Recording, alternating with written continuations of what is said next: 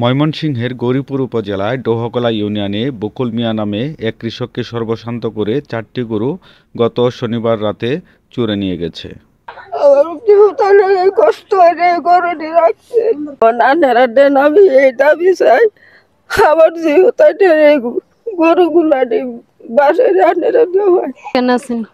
দেখি তো কিভাবে ফালাই দিছে কোন বাছুর আছেন একটা। আচ্ছা, এনর একটা আছেন, তারপরে নকটা আছে না নকটা আছে, ওই যে দড়ি টড়ি এডি কাটছে, কাটটা লয়ে গেছে।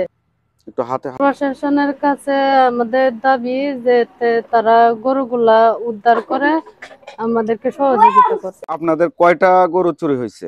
আমাদের 4টা গরু চুরি হয়েছে, বড় গরু 2টা। এই গাবি গুলার কত দাম হতে পারে?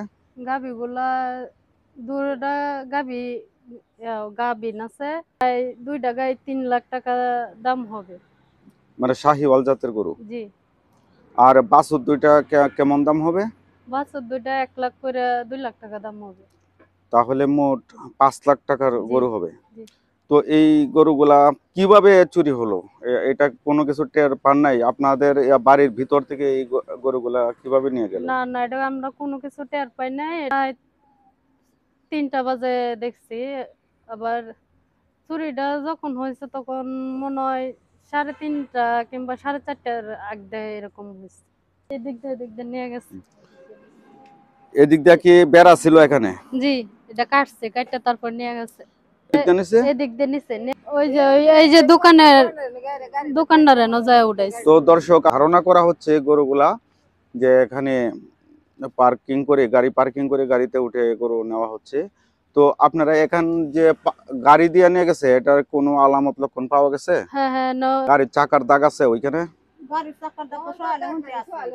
তো এই পিকআপে রোডের উপর এদিক দিয়ে নিয়েছে আপনার ধারণা করতেছেন না? আমরা ধারণা এটাই যে। দর্শক, ময়মনসিংহের গৌরীপুর উপজেলা কলতাপাড়া বাজারস্থ। তো এই বাজারের পাশেই এই যে ওনাদের বাড়ি।